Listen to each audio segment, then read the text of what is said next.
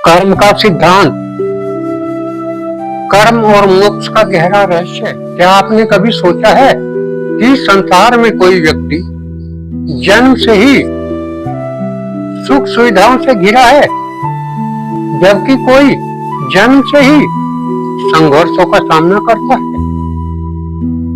क्यों कोई बिना अधिक प्रयास के सफलता प्राप्त कर लेता है और कोई जीवन भर मेहनत करने पर भी अपने लक्ष्य तक नहीं पहुंच पाता? क्या यह केवल भाग्य है या इसके पीछे कोई ऐसा अदृश्य नियम काम कर रहा है जिसे हम देख नहीं सकते? सनातन धर्म कहता है इस ब्रह्मांड में कुछ भी संयोग से नहीं होता। हमारा हर विचार, हर शब्द और हर कर्म एक ऐसी ऊर्जा बनाता है जो समय आने पर हमारे पास लौटकर अवश्य आती है। इसी अदृश्य नियम को कर्म का सिद्धांत कहा गया है। लेकिन यदि कर्म ही सब कुछ तय करता है, तो क्या हमारा भाग्य पहले से लिखा हुआ है?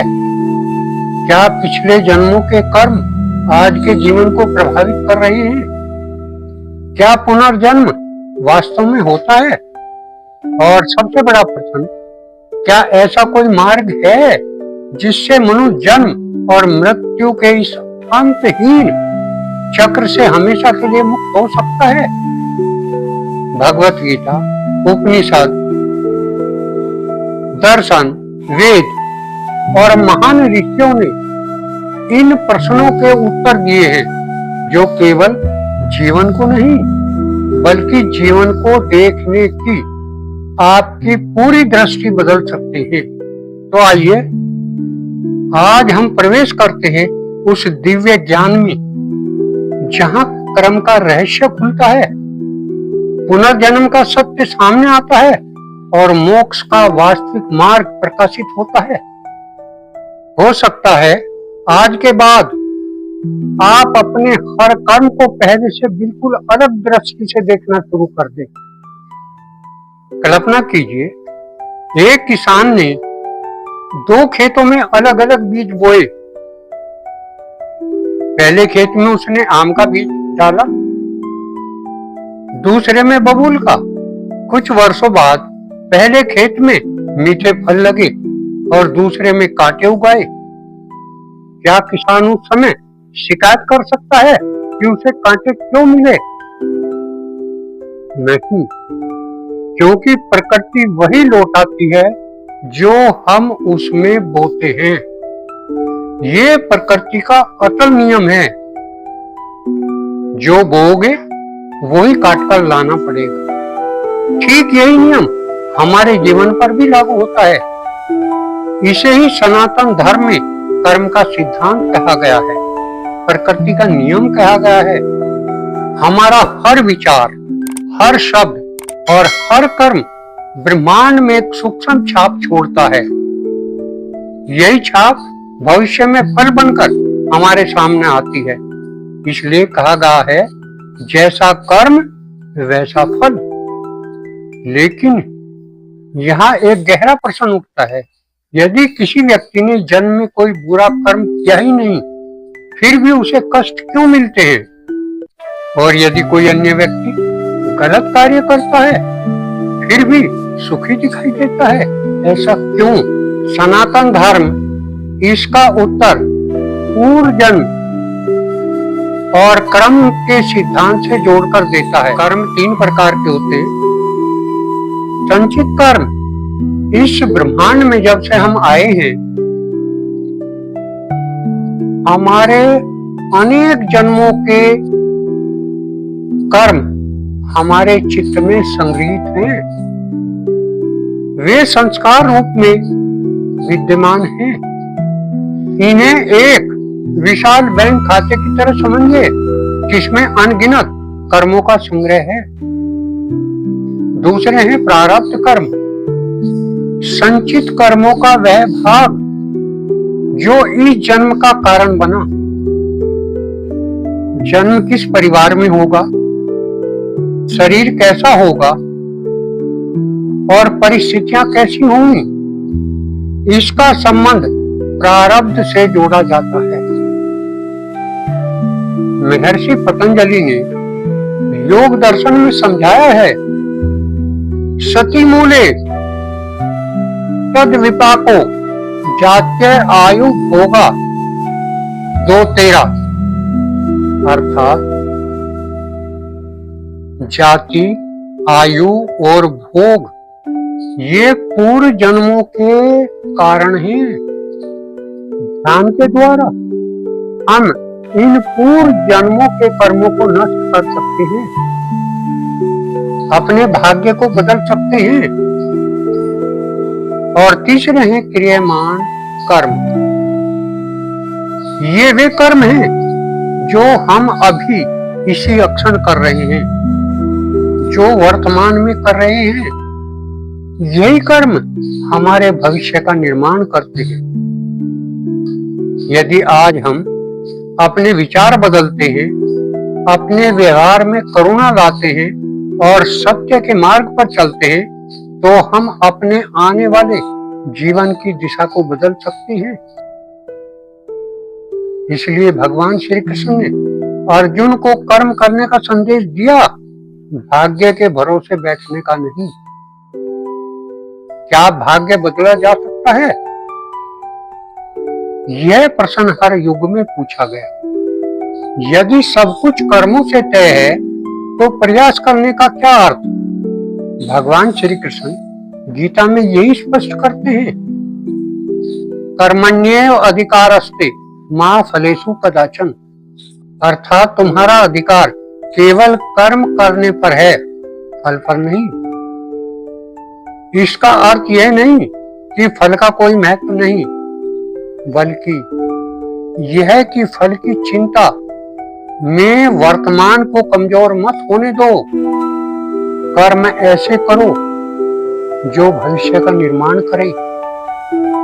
आज का श्रेष्ठ कर्म ही कल का श्रेष्ठ भाग्य बनेगा। पुनर्जन्म का उद्देश्य क्या है? यदि आत्मा बार बार जन्म लेती है तो क्यों? क्या यह एक दंड है? सनातन धर्म कहता है नहीं, पुनर्जन्म एक अवसर है। हर जन्म आत्मा को सीखने, विकसित होने और अपने भीतर छिपी दिव्यता को पहचानने का अवसर देता है। जैसे एक विद्यार्थी एक ही कक्षा में तब तक रहता है जब तक वह उसे उत्तीर्ण नहीं कर लेता, इसी प्रकार आत्मा भी तब तक जन्म मरण के चक्र में रहती है जब तक एक भी इच्छा बाकी है। मोक्ष क्या है? मोक्ष का अर्थ अज्ञान, भय, मोह और अहंकार से पूर्ण मुक्ति। भगवान श्री कृष्ण गीता में कहते हैं,